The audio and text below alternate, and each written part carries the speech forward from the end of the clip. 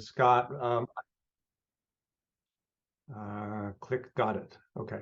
That's one of the things I want to mention to everybody is that we are recording it so that we can post it and people can listen in on a later date. So hello to everybody else in the future who's watching this. I think everybody's probably familiar, but just very quickly, Citizens Protection of Waquoit Bay was founded in 1981, initially to address the question of how to make sure Washburn Island didn't become another development, but turned into essentially into a state park. And we've had quite a few illustrious people over the years, including Jane Abbott, who is one of our managers, founders. We are like you. We're all nonprofit, ordinary people who live around the bay, who live in Waquoit, live in Falmouth. So none of us is a paid environmental professional. We're all just volunteers. And so if you're interested in joining us in any way, or if you're not on our mailing list and would like to donate some money and get our newsletters and stuff, which are quite informative, I appreciate if you do that. A couple other things. Everybody's going to remain on mute except the speaker, because we figured we'd have just a real problem if we had dozens of people trying to talk all at once. Probably try to get it done in an hour, so we'll quit at 8:05, so we'll get going quickly. Scott is going to do his presentation. Well, after that, we'll have a Q&A. And so if you have questions, please type them in the chat box on the right-hand side of your screen. The technology for that is on the bottom of your screen, you'll see the word chat. If you click on that, it'll bring it up. And just type the question in there. And in order to kind of keep as many as we can get done, what I'm going to try to do is aggregate similar ones, and I will read the question to Scott and let him at the end of his presentation address it. If you don't get an answer to a question you have, please send them to our email address, which is the same email that you got when you got the link for this. It's cpwb1981@gmail. And if there's also a topic or question you want to talk about more, I think we skipped over it or we were unfair or something like that, please send an email to that. I look at that email address every day, that inbox, and I see them. I'd be happy to get on the phone with you or phone call or meet you for a beer or coffee, like up at the pizza place or something like that. Don't go away and feel like we didn't address your question. So please do that. Then there are a couple other things that we'll cover after Scott's done his presentation. Now, look, just a little background for everyone. Last summer, we held a meeting along the river to give you kind of an introduction to some of our thoughts on what was going on with the Moonakis River. And Scott was there to give a little talk about what we knew at the time. Coming out of that, Scott, with some of his students from Tufts University, took a closer look at the river, some of the studies and reports. The students came down here and we took them around, took them up to Mashpee to show them the headwaters, and they canoed up and down the river. They were looking how deep the mud is and so on and so forth. And they kind of produced an initial report for us. Scott has been thinking more about it, some of the things that we might be able to do and some of the problems and challenges we face. And so what today you're going to hear is sort of what he's learned and what he's done over the last couple of months since the students finished their work. And after that, and after your Q&A, the board and anybody else who's interested in giving us some input, we're going to kind of think about what to do next. We'll also, probably after he's done, we'll talk a little bit about what the town of Falmouth has in mind, what they're doing, so you'll get a sense of where that currently stands right now. So with that, Scott, I'm going to turn it over to you, let you do what you have to say, and then anybody with questions, remember, put them in the chat on the right, and we'll try to get to them. So Scott, maybe if it's 7:10 now, maybe if you go till, give me 15 minutes at the end to do Q&A. So between now and say 7:45, 7:50. That sounds great, Rick. Can you hear me okay? And can you see that first slide? I can. Excellent. All right. Well, I will try to do this in 30 minutes or so. And I really most interested in the Q&A because, first of all, I really appreciate everybody attending, and I very much appreciate you guys reaching out to me last summer. This is exactly the kind of work that I love to do. And I've become very more and more interested in the Moonakis. So this has really been a wonderful opportunity for me. So I want to start by saying thank you. And as Rick said, and I'll just go to my second slide here, I initiated this project with some of my students, graduate students at Tufts, and many of you were at the dinner or out in the field and hosted them, and they here they are, and they just want to say hello. They did a lot of good preliminary work, and what I've done is kind of synthesize that, and I think taking it to the next step and have some observations and recommendations. I guess I want to say that a project like this, I learn a lot. I then realize that I have some ideas, and then I also realize I have questions. So all of that I'll try to summarize tonight. And I hope I won't go too fast, but there is a lot of material to cover. This is the watershed that's highlighted here to the Moonakis. And let me start by, I know there are multiple definitions to Moonakis and Quashnet. So let me give you mine just for the purpose of the conversation or presentation. I'm gonna refer sort of the Moonakis to the lower portion of the river as it gets into the Falmouth area and the receiving waters, and the Quashnet and as more the headwaters. That may or may not be true, and I'm flexible on that, and I may use the terms interchangeably.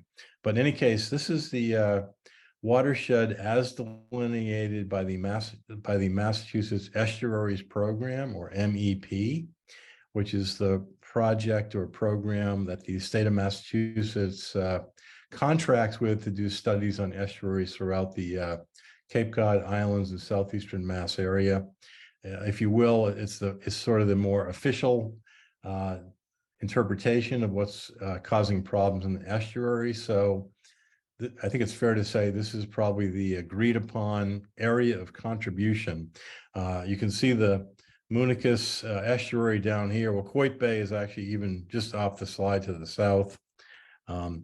But you can see the interesting thing about this watershed, unlike many others I've worked on the Cape, this is a very long, linear, north to south, pretty narrow watershed that's very efficiently and quickly connected by the river system. And I think that's an important observation going forward. Sort of for discussion and management purposes, as I'll get to later, we've kind of divided this watershed kind of into three areas that I think are useful. And by the way, I'm partially colorblind, so please tell me if I'm saying something wrong, but I think in the middle, sorry, I'll start at the bottom here. Receiving waters in the yellow area, we're going to call the lower area, lower Moonakis River. In the middle area, highlighted in green here, is largely protected open space. And then the upper reddish area is mostly in Mashpee, and a lot of things going on there, as I'll get to later. So we've kind of structurally divided the watershed into those three areas. I should say these lines between them are somewhat arbitrary. We could debate those, but we probably shouldn't tonight. They're just generally meant to be general three areas for discussion as we get to later. What I'm going to do is take a quick tour north to south, which I think is worth and highlight a few things. So the river system, the Quashnet River, originates out of Johns Pond, which is over here on the left. And you can see the kind of blue line, thin blue line that comes down here and then heads south. One thing I want to highlight for later discussion is there is this little so-called northern or northeast tributary that was identified by the United States Geological Survey as an interesting and potential significant contributor to the system. And I'll come back to that later. I also want to highlight, this is the beginning of the Quashnet golf course area, and I've got another slide to highlight that. But perhaps most importantly, I want to highlight, I think you can see this, by the way, these maps are from the Mashpee GIS, or Geographic Information System. You can see some individual lots here, a subdivision.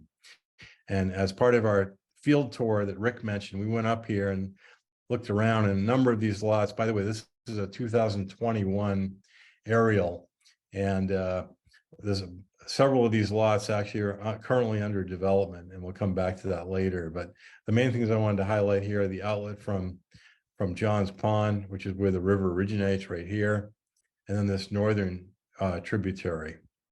As we go down the river slightly south of there, we see again the Quashnet country club or golf course area, which is highlighted in this area here. And actually, there's a lot going on in this upper watershed.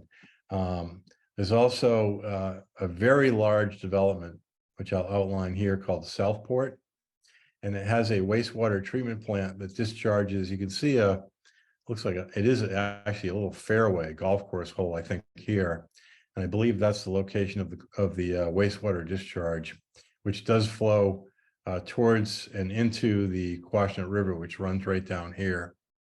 There's also 2 more developments, one right here that has a wastewater treatment discharge that I'll come to later.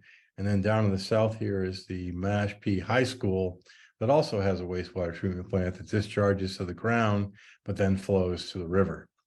And then I'll also highlight these homes here that I believe are on septic systems very close to the river, pretty high density. And we'll come back to these later, but I just want to kind of give you the quick tour. Here's the middle of the watershed. And as you can see, there's not much going on there, which from a water quality perspective is a good thing. This is the so-called Quashnet Woods area where there's a lot of protection. The river is running right down through the middle here. And this is kind of a good situation from water quality because, again, there's just not much going on. And then here's the lower watershed area that includes the estuarine areas as they feed into Waquoit Bay proper. There are a number of homes here, as you can see in the aerial photo. These are all on-site septic systems, which is a significant source of wastewater and nitrogen. There are also stormwater discharges here, Route 28, as well as Martin Road and some other areas. And then the other thing, as Rick mentioned, one thing we observed here is there's a significant layer of highly organic sediments, which we've seen in many estuaries across the Cape, that probably may be a result of roughly 200 to 300 years of land use in the watershed. And this organic layer accumulating and filling these estuaries with this very nutrient-rich organic matter that, in fact, may be a source of the problem, but also may be a potential solution. And again, we'll come back to that later. So from the Mass Estuaries Project, or MEP study, and again, these are considered the definitive source. I'll just say that this model has been refereed not only nationally, but internationally. And as my good friend who does modeling work full-time professionally says, all models are wrong, but some are helpful. This is probably one of the ones that's less wrong than most, meaning it's pretty darn good. I don't know what the percentage is, but if you had 100 of the best oceanographers, marine scientists in the world, I think most of them would agree this is probably almost as good as you get. So I feel this is worth relying on. It's not perfect, but it might be plus or minus 10 or 20%, which is pretty good in the field of modeling. That model shows us the following results. And this is for the Quashnet/Moonakis. And as we see, the first pie graph here on the left is what we call overall load, meaning all sources of nitrogen. And I should just take a quick step back, although I think most of you know this. The issue we're primarily dealing with here is too much nitrogen getting in the estuary, which causes eutrophication, growth of weeds and algae, also displacement of natural macrophytes like eelgrass, and ultimately impacting the habitat. So it's pretty well confirmed that nitrogen is the culprit here. So what we're looking at here is loads of nitrogen, and where is it coming from? And what we are seeing is by far the largest source is this blue chunk, which is wastewater sources, primarily septic systems, also wastewater treatment plant discharges, as I referred to earlier. The second largest chunk is stormwater, which is the water that washes off our roads and related parking lots and driveways and maybe rooftops. It gets into the estuary. And then beyond that, we have some fertilizers, which is this third little chunk here. And then if we look at the whole load, there is a significant contribution from natural sources, as well as water that falls directly on the water body surface, which is a 17%. But according to the MEP study, these are not considered controllable because it's pretty hard to control precipitation. So therefore, they focus on these three sources, which, as they say, are the controllable sources. So for the purposes of management and intervention, we're primarily focused on wastewater, stormwater, and a little bit of fertilizer sources here. The goals of the plan that I've started to put together, and again, I want to emphasize this is a very preliminary plan. I'm actually working for several other communities right now on developing detailed so-called targeted watershed plans. One of these I worked on is in Wellfleet. That's been submitted. It's been approved by the Cape Cod Commission. It's also been approved for funding by the state of Massachusetts. This plan I'm going to talk about tonight is before that. It's very preliminary. More work would need to occur before we get to sort of an official watershed plan. But nonetheless, the goals are as follows. Clearly, the purpose is to restore water quality. There's also compliance with the Clean Water Act, which is a federal law. Many towns in southeastern Mass and Cape Cod are in violation of the Clean Water Act, including Mashpee and Falmouth, which are both contributors to this watershed. The plan focuses on trying to come up with some ideas that will be fairly quick because we've been waiting for this thing for too long. So I'm trying to focus on strategies that might provide results in a relatively short period of time. Cost is always at the core of this, so I've tried to balance my recommendations with things that are most cost effective. I also want to be sensitive to affordable housing, which goes hand in hand with costs, because obviously Cape Cod is one of many places where this is a huge issue. So we need to really think about solutions that are, consistent with affordable housing. And then we want to think about co-benefits, technologies that might include local jobs. And I think some of these do. And then finally, we want to be sensitive to and recognize the fact that this is a dynamic situation. Sea level is rising, it's getting warmer. And we put heat on an estuary with the same amount of nutrients, we get a lot more eutrophication. I'll also mention that I've worked a lot with the Cape Cod Commission and the so-called 208 plan. So many of my recommendations are very closely aligned with the 208 plan, which really calls for an integrated hybrid approach. Before this plan was developed in 2015, most Cape Cod towns, or I should say all Cape Cod towns, really focused on sewering as really the only option. And sewering was one solution. As part of the 208 plan, that was expanded to about 40 potential solutions. So the real good news, in 2015, we went from one idea to 40 ideas. And this really brings a lot of stuff forward. And I'm going to highlight some of the ideas that I think are most applicable to the Quashnet and the Moonakis that might make sense as alternatives to sewering. And frankly, I think most of these are probably more cost effective than sewering in this area, and I'll get back to that later. So first of all, I mentioned stormwater. We have many so-called direct outfalls, as this slide shows, where we have essentially a pipe coming from a roadway. That's about as bad as it can get. Not only do you have nitrogen, but you have pathogens, metals, hydrocarbons, and then a lot of other so-called contaminants of emerging concern. So these pipes, these direct discharges, of which we have several on this river, are something that we really need to focus on, and I'll be hitting on that again later. This is a project that we did in Cotuit, my hometown, my village over in Barnstable, where we actually intervened a direct discharge to the Cotuit Bay. On the left is the construction project, which we involved students from the Cape Cod Academy to help construct. And on the right was the finished product. You can sort of see the boats in the background here. This is the harbor. This is a linear rain garden, which intercepts stormwater from a parking lot that used to drain directly into the harbor. And we built this very efficiently, again, with some funding from the town, but also some hard work from the students at Cape Cod Academy. And this is a real successful project. So just an idea of what can be done for stormwater retrofits. The biggest issue, as I mentioned earlier, is wastewater.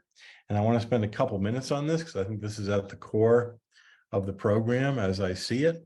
The biggest problem, as the slide showed you, about 75% of the nitrogen coming into the Moonakis Quashnet is from wastewaters, much of that on-site septics. And as many of you may know, a septic system is essentially, as shown in this slide, it's a septic tank and then a leach field. These systems are regulated by a law called Title V, which is one of 50 regulations in the United States. They're all very, very similar. These regulations were developed by the U.S. Public Health Service initially, and then subsequently by states. The purpose of them are for public health, to get the wastewater out of the house. And these regulations do an extremely good job of getting the wastewater out of the house and protecting public health. They also do an extremely good job of putting nitrogen in the groundwater and other contaminants. And it's something that was not considered initially when these regulations were passed. So I often hear people say, I got some great news. I just put in a new Title V system. And I say, that's wonderful. That means it's not going to back up for a long time, but you're contributing just as much nitrogen, almost as much nitrogen as a very old Title V system, maybe even a cesspool. So these systems are all part of the problem. And it's challenging because we have about 80% of Cape Cod residents relying on on-site septics. And this is a very significant part of the problem. So one of the solutions is something called enhanced, innovative, and alternative septic systems. And I'll mention, as I say one, because there are several, and I'm going to quickly outline those. One of the ones that I'm outlining here is inserting a treatment system between those two components I just showed you. So instead of a septic tank going to a leach field, if we run that through a treatment system, and there are 3 technologies that have been developed, all of which use wood chips as the bioreactor. The wood chips are a food source for the bacteria that occur naturally in the system that actually do a very good job eating up nitrogen and transforming it into atmospheric nitrogen. There's also some very good evidence that they're also treating some contaminants of emerging concern. So they're quite effective, according to the work that's being done at the Massachusetts Septic System Test Center, which we have here right on Cape Cod, which I might add, we're pretty lucky. It frankly is the leading research and development septic system test facility in the country. Some people say it's one of 4, that is true, but it is the leading one. And I can happy to talk more details about that later, but we're very fortunate to have that.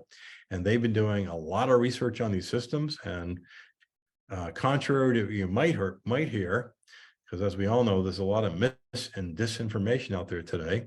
These things work, comma, they work very well, comma, they're reliable, comma, they're cost effective, comma, and they're pretty easy to operate and maintain. So that's all good news. And that's an exciting opportunity going forward. Now, I'll just mention that, as I said, this is one of the septic system alternatives. Also in this category would be composting toilets and urine diversion. All 3 of them are very good solutions to this nitrogen and groundwater contamination issue. They're all viable, they're all permittable, they're all cost effective, and they're all available. So the choice is really up to the homeowner and local regulations. So these systems are available and ready to go, and we'll circle back to these later. A little bit of information on the evolution of these systems. Back in the early 1990s, the Title V systems were rated out, and these are in concentrations of nitrogen over on the left here. So 35 milligrams per liter. Some of the more current research done by the MEP program suggests that maybe a Title V system does remove a little bit of nitrogen down to 26. Starting in the early 2010s, a number of so-called INA, or innovative and alternative systems, were developed at 19 milligrams per liter. You can see that that's not a huge difference between 26 and 19. So it's a little bit of an advantage, but not a lot. And then as time went on, a number of systems were developed, and there's 3 here, 2 commercial, Nitro and Nitrex, and then the third is a non-proprietary system that I'm referring to as the layer cake. All 3 of them have been performing very well, and they've actually been getting better and better. The most recent results, which are over in Barnstable at the Schubels Pond project that we can talk about later, maybe during Q&A, are I've got 5.5 milligrams per liter here. The most recent results are 3 and 4 milligrams per liter in the middle of the winter when it's cold. We think that's going to get a lot better in the summer, better than 3 or 4. So these things are working, again, not, I would say well, but I would pause and say very well. And then what I've done is some cost comparisons compared to centralized conventional sewering. And these numbers, I should point out before I go through these numbers, is these are very much location specific. So the numbers I'm going to show you are actually from the town of Wellfleet, where I've been doing a lot of work. But these could be differential depending on the big driver here is density on the sewer systems. So on the left, the first 3 bar graphs are the innovative and alternative septics performing at 3 levels, 5 milligrams per liter, 8, and 11. As I already told you, the current performance results are in this area here, but of course, we want to be conservative when we recommend things. So let's assume they're not working that well at 8. Let's also assume they're not working well at all at 11. And let's compare that to sewering. These are the 2 sewering wastewater costs, with the centralized wastewater system working at 3 and 5 milligrams per liter. And these results are expressed in dollars per kilogram. So what this is suggesting is that in many areas, these INA systems must be much more cost effective. Now, I want to state clearly, if we are in a downtown high density area like downtown Falmouth, Mashpee Commons, downtown Provincetown, Orleans, what am I forgetting? Hyannis, then the sewer system becomes more cost effective because it's hot, because of the density. But that's only in about 10% of Cape Cod. In 80 or 90% of Cape Cod area where we have 1 and 2 acre minimum lot size, which is the real driver, then the cost effectiveness changes. So these are pretty interesting numbers. And again, we can come back to this later during Q&A. There's a lot to talk about here. Let me move on to some other potential solutions. There is something called the permeable reactive barrier, which frankly, you folks in Waquoit were the pioneers because you have one on Waquoit Bay. This is actually a subsurface barrier that intercepts the groundwater that has a lot of nitrogen in it on the way to the bay.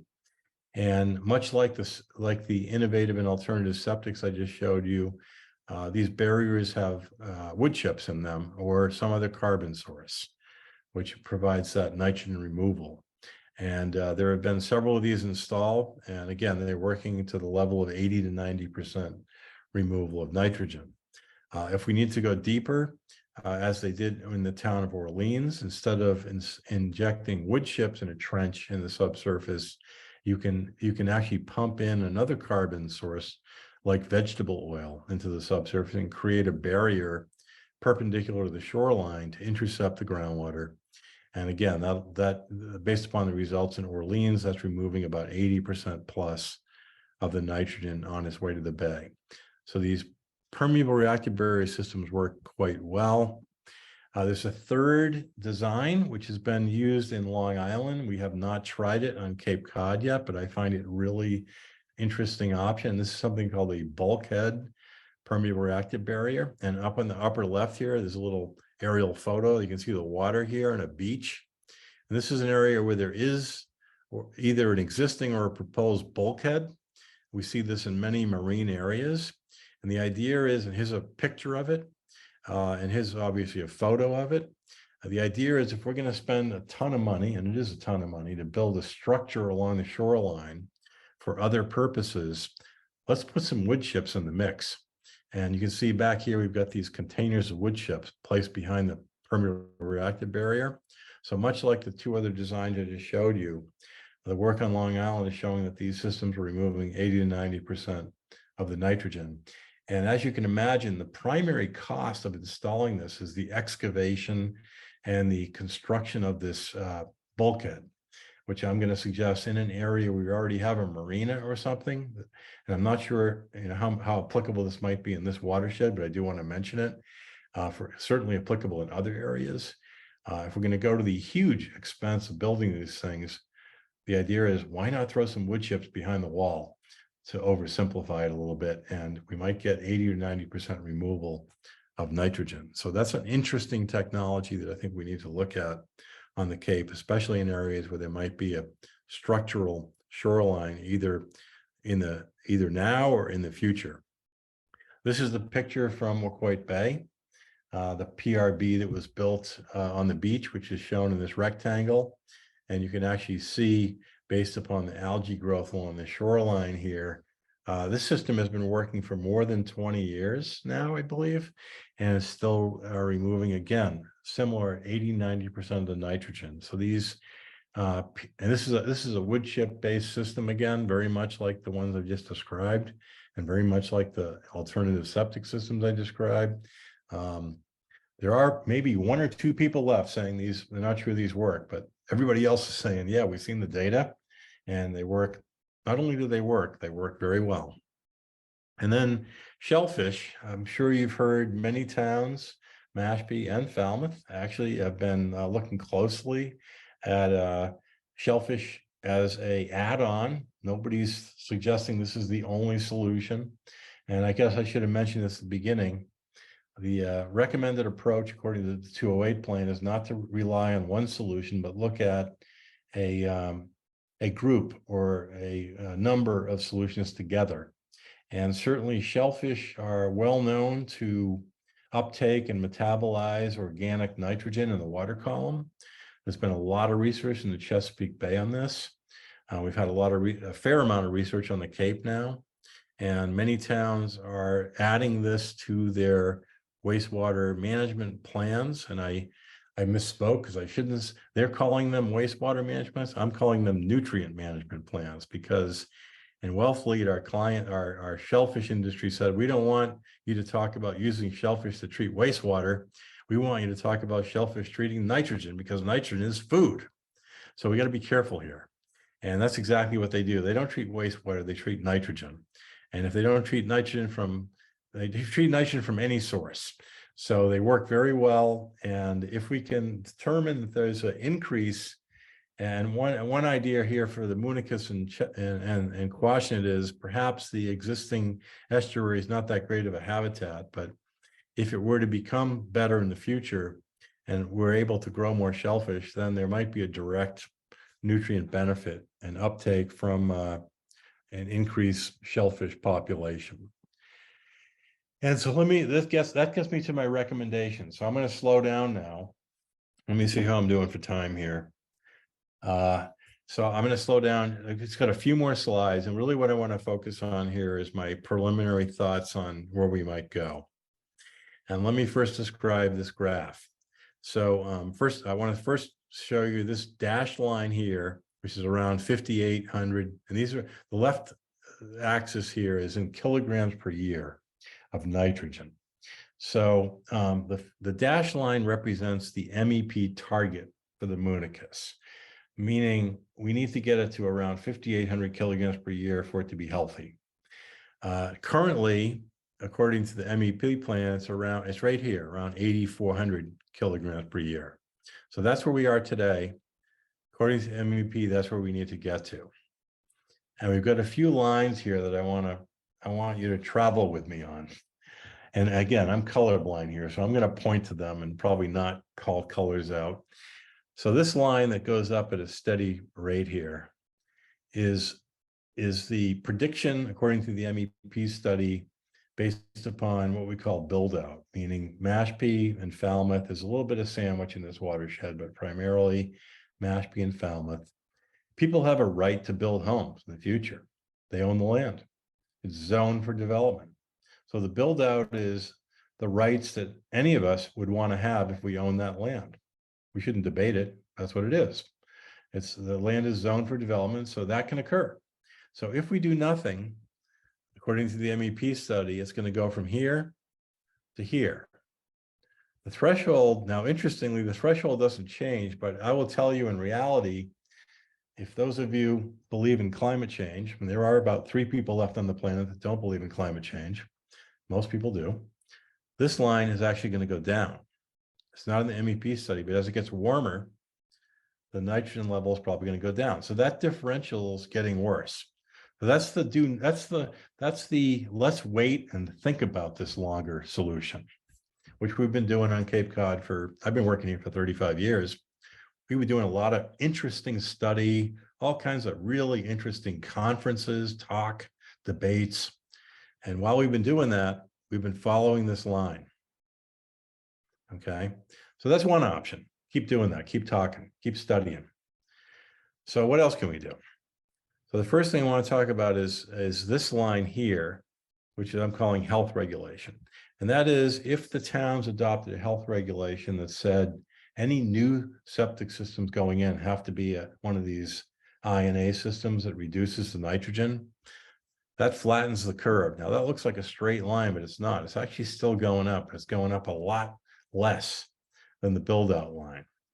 Okay. And then there's this line here, which is what happens if we, after the health regulation, we also upgrade all of the systems within a 5-year time of travel. This is essentially the shoreline septic systems. And that would bring the nitrogen levels down to this line here. And then the next thing would be we have some major wastewater treatment plants in the watershed that frankly aren't performing as well as they could be. And if we fix those systems, and that's primarily the Southport development and the Mashpee High School, if we brought those down to current technology, that would drop us down to about here, which is pretty close to the threshold. And then finally, if we did some stormwater retrofits, you can see this last line here would bring us even closer.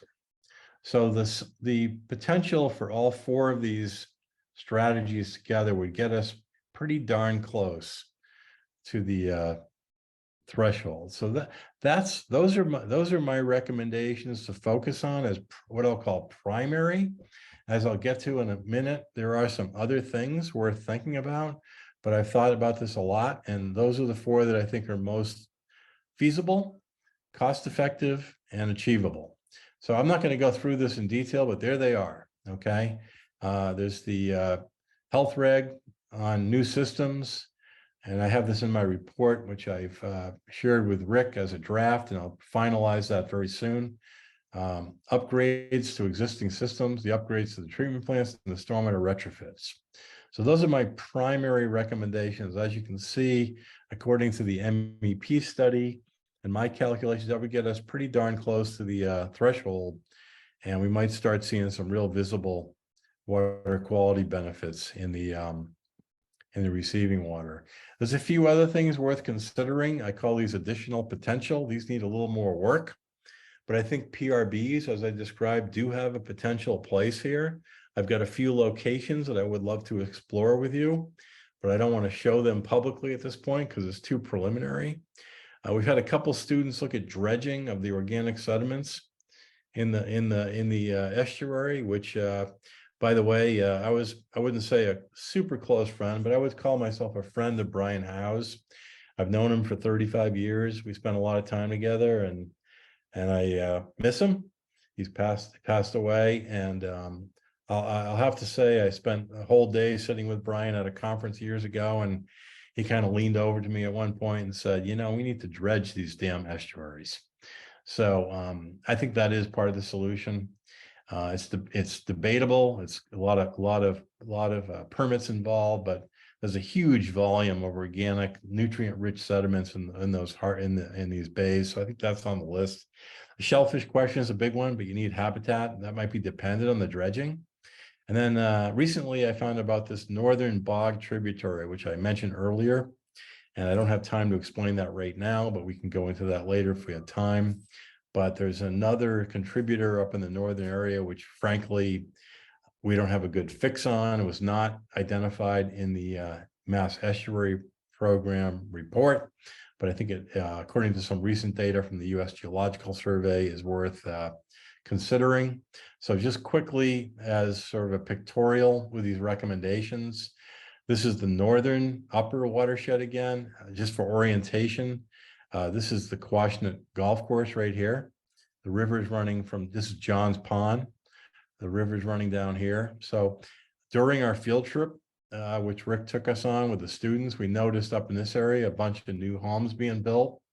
I think they were putting Title V systems in here as opposed to the nutrient reducing systems. So that's why we're suggesting a health reg to stop making it worse. Here's the golf course. I think there may be some fertilizer controls there worth revisiting. Here's an area, you can see the river coming right by this subdivision. These are all on-site septic systems. That would be an area to target for upgrades.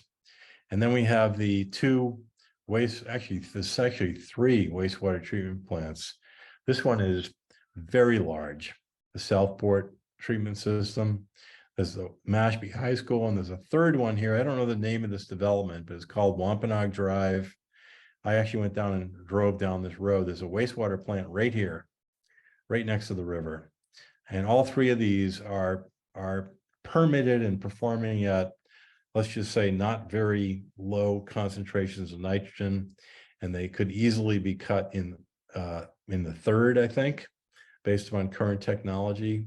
We also have a couple stars here on locations of some probable and likely stormwater restoration sites where roads cross the river. Here we've got Old Barnstable Road, and here we got Route 151.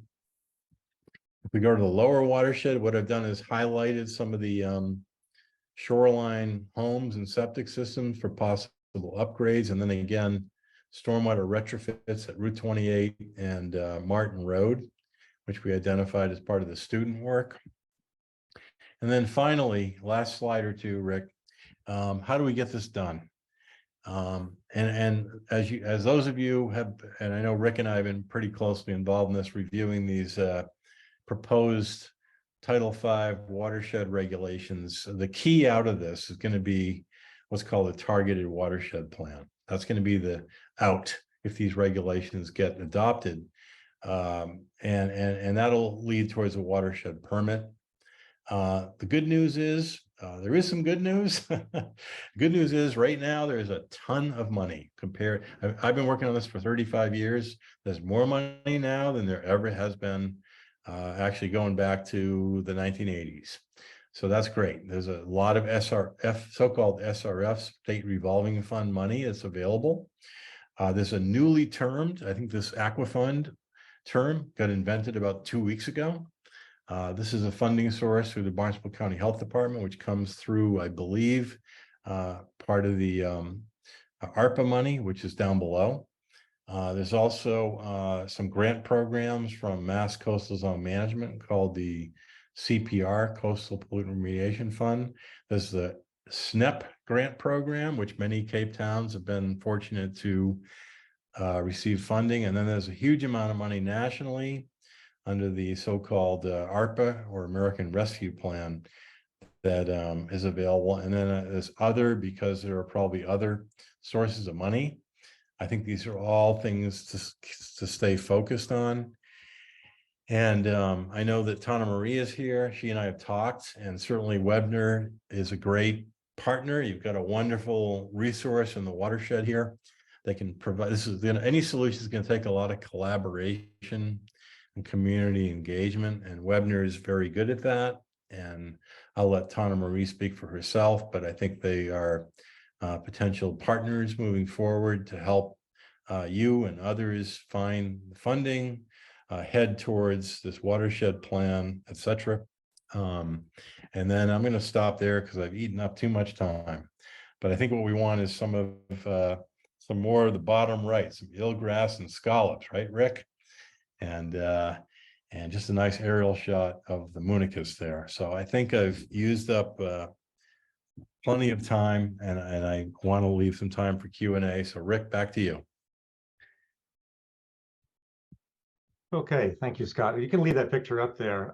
If I'm not mistaken, that looks like a nice floating island of crappy algae in the bottom of your picture. Thank you.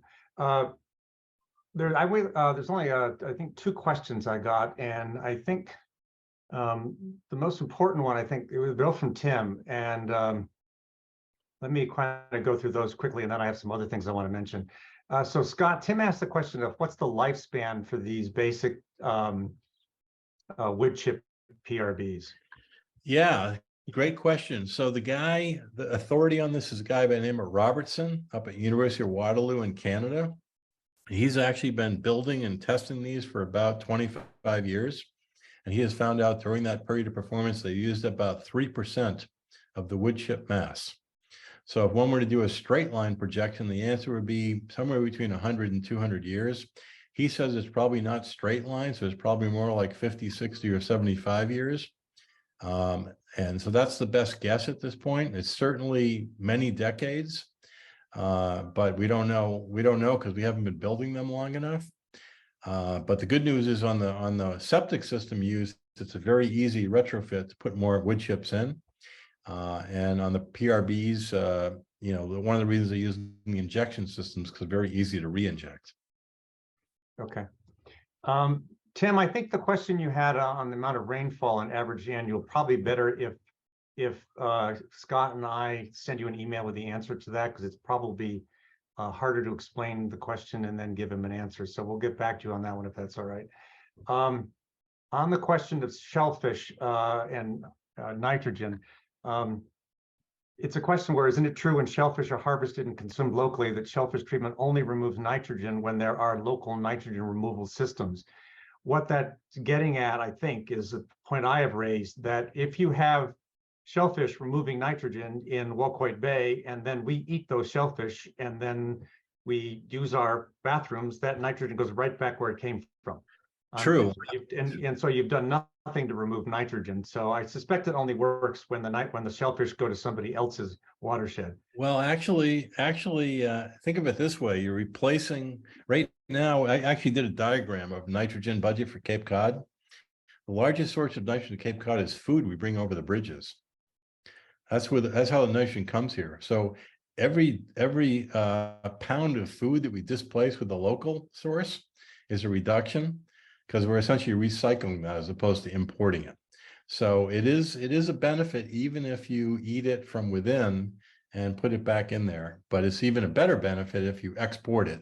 And given the size of this watershed, I would suggest that the majority of whatever you produce here for shellfish would be exported from the watershed. Right. Okay. Maggie asks, would the middle underdeveloped section of the Moonakis Quashnet be a good site for a PRB to capture nitrogen from the upper Quashnet?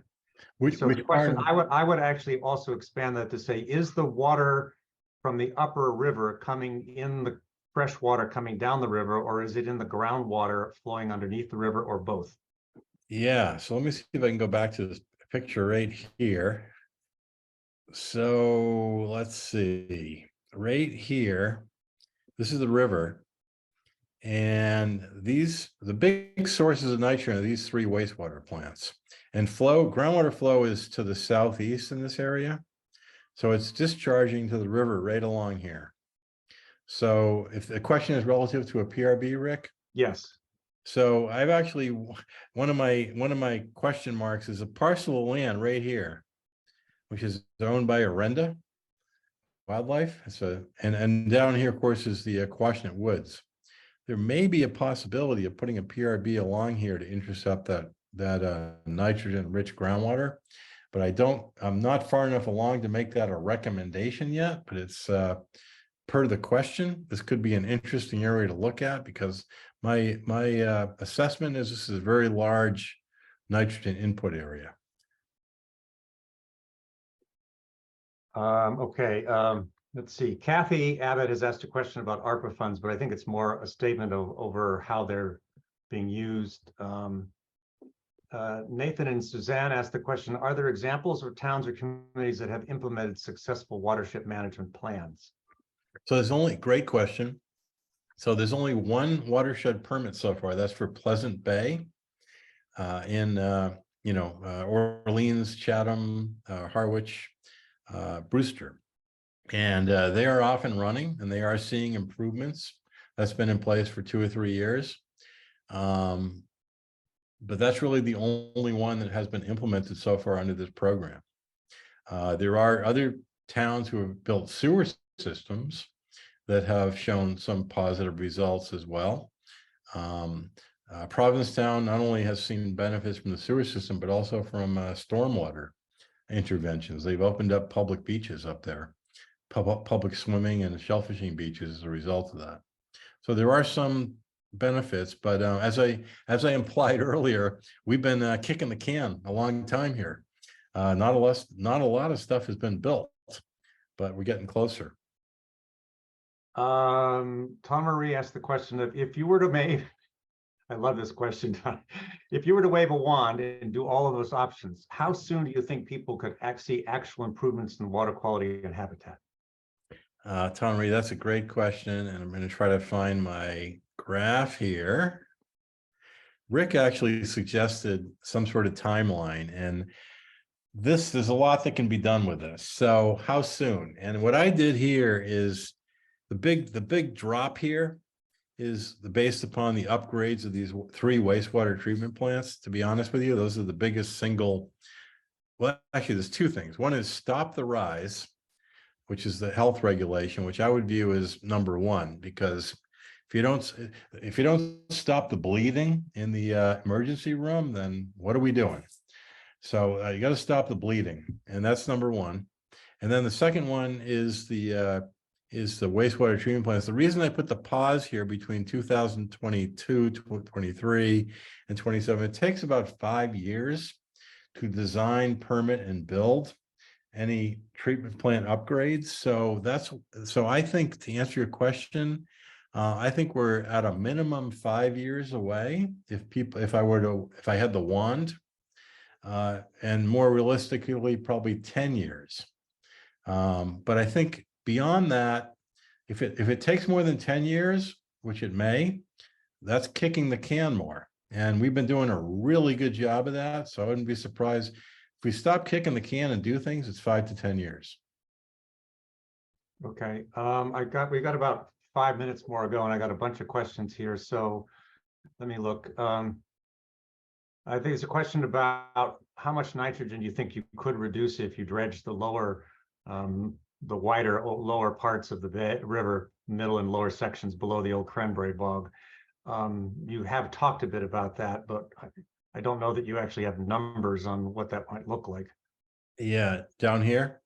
Well, from there all the way up to your blue star.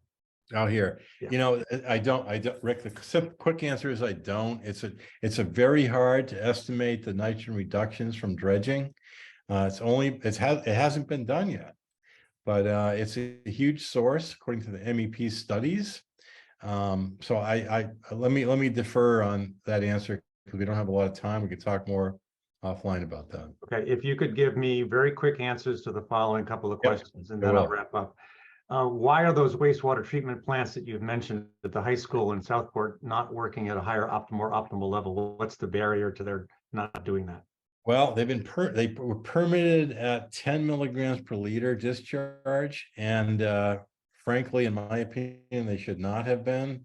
The best example is the West Falmouth treatment plant that got required to go from 10 down to 3 milligrams per liter. 3 is the current best technology. And we know this is an impaired water, so they should be a 3. And that's a matter to take up with DEP. And there's another related question is basically who is the government agency that would manage or oversees those and compels upgrades? Is it the town of Mashpee? No, it would be Mass DEP. Okay. And then also Steve has a similar question. How much would it cost to do that? I don't know that you know that. I don't have those costs, but it's probably pretty cost effective because the wastewater is already collected. All right, and the last 2 other ones.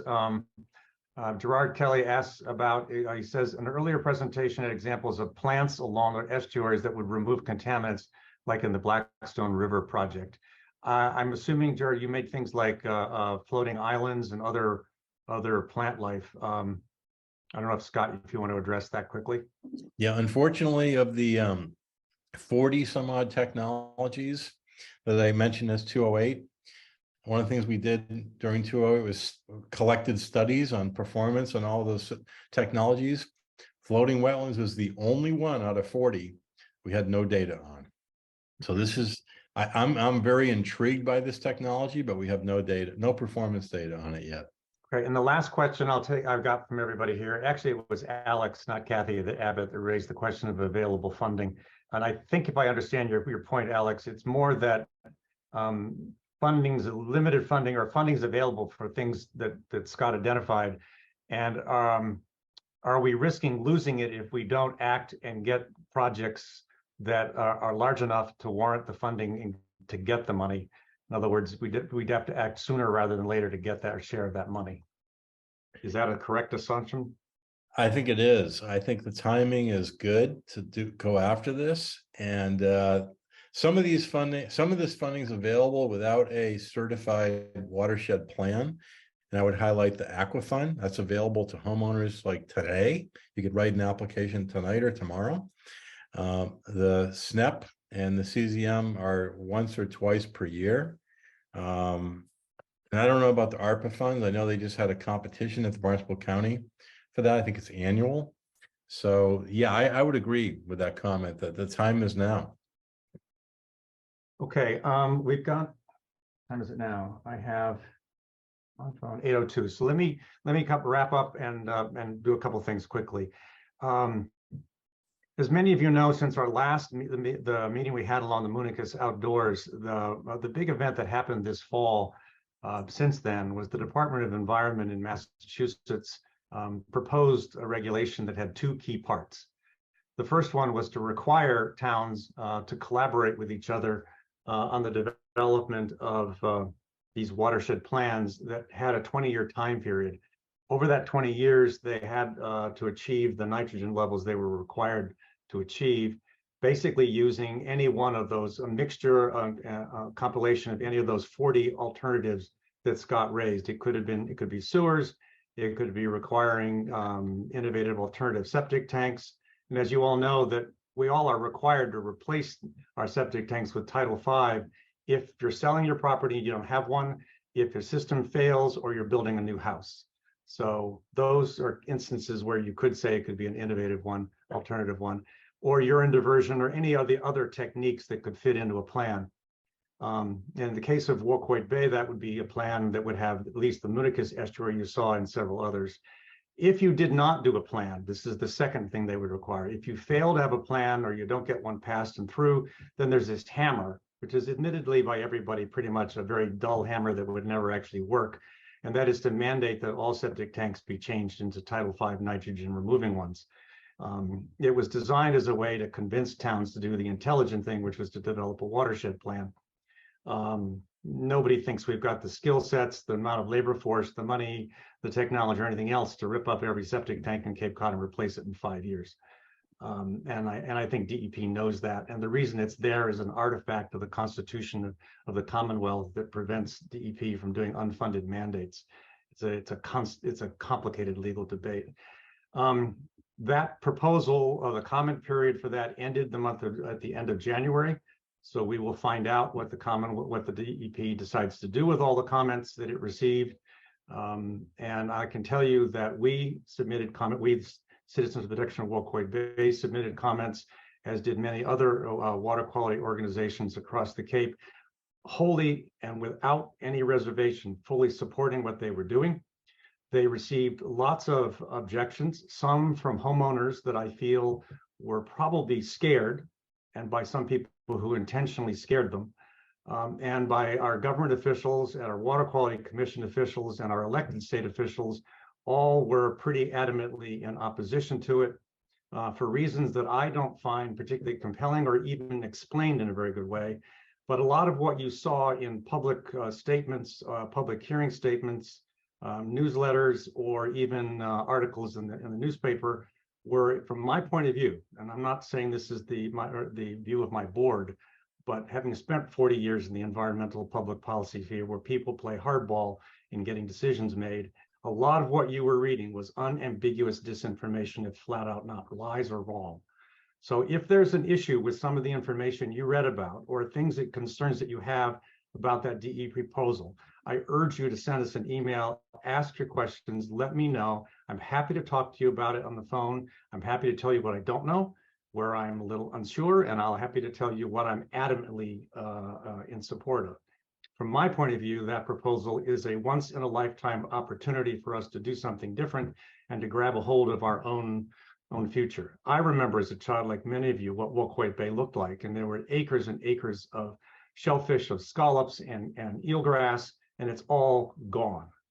And it will never be fixed before I'm dead. And I'd be damned if I'm going to leave a world in which my kids, my grandchildren, or my other family members' grandchildren don't see some vague improvement begin to happen.